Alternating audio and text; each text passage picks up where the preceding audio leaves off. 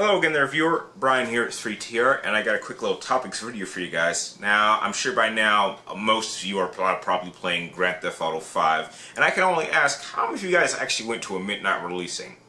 And as you can tell from the title down below, I will be talking about why I do not go to midnight releases anymore. But in order to talk about the bad, I think I need to get the good out of the way.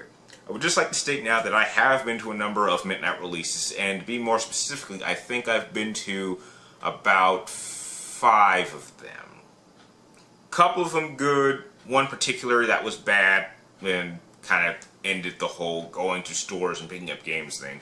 But for starters, the first midnight releasing that I ever went to was actually for Star Wars The Force Unleashed, and this was actually when I was living in Phoenix, going to school. And I'll be honest, it was actually pretty fun. There was about maybe like 20 of us there, so there wasn't a lot of people. It wasn't a big line. And they actually brought out Star Wars The Force Unleashed for us to play, and it was, you know, we all took turns just kind of playing a mission after mission after mission. It was pretty fun. And I thought that all releases would like that. And heck, when I actually left that premiere, I actually got this little gift, which, you actually have to ask if you want to have one of these. And, it was pretty cool. You can't really find these. As you can tell, it's pretty old. This is actually one of the first games I ever got on the PlayStation 3, seeing as how I got my first PlayStation 3 on the 2nd of September, so that's kind of a good treat. A couple of other midnight releases that I went to after that was, I know I went to the midnight releasing for Assassin's Creed Brotherhood. I know I went to the midnight releasing for Arkham Asylum. The Arkham Asylum release was a little bit interesting because my parent was not going to drive me to it, so I actually had to ride my bike, because at the time I had a bike, all the way from the house, like 5 miles to the nearest GameStop. And that was try carrying that collector's edition in a backpack for 5 miles going up a mountain. Not very fun.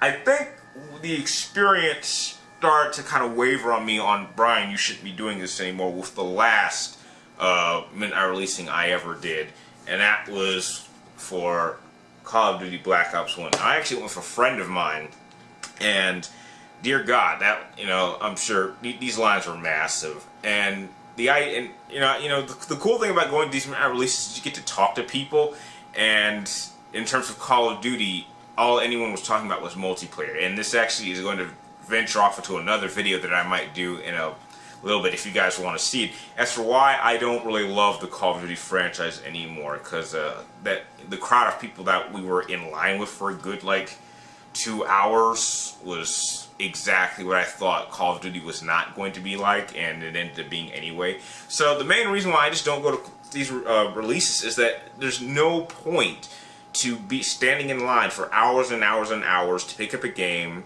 and then stay up till 2 or 3 or 4 in the morning to play the game when you have work the next day. It just doesn't, there's no point. I'm in no rush to play any game, which is why I do all my gaming shopping from Amazon.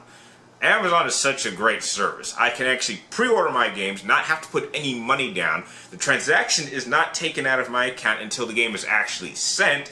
And heck, instead of actually having to go over to the game store, it just comes to my house. So heck, if I go to work and I'm expecting a game, I come home, heck, it's already home. I can just pop it in and play it. Why do I need to leave my house? I think why people still go to releases is just the experience of being able to talk to people who are just as excited to playing the game as they are. I will say this, the most disappointing midnight release that I ever went to, unquestionably, was probably Star Wars The Force Unleashed 2. And I would say I was in line for 3 hours. I got there at 9, and I mean, there were a number of games releasing that day. I can't remember what else was coming out. And I ended up beating that game the second I got it home in 3.5 hours. So basically, I beat a game that I waited just about as long as to wait in line to play it. And I think that was, maybe that's not on GameStop or the experiences problem, but I think that's just a sign that you don't need to stand in line to play games, especially when you don't know what to expect from them. But now that I've told my story, I'd really like to know, have you been to any Midnight releases? And if so, tell me, what was your favorite Midnight releasing and what was your worst Midnight releasing, and do you still go? And tell me, why do you still go? Because I'd really like to know. And if you like this video, please like, comment down below, and please press that subscribe button to keep track of me and my future topic videos. And you can also follow me on Twitter and friend me on Facebook in the description down below. And like always, thank you guys for watching, and I will see you next time.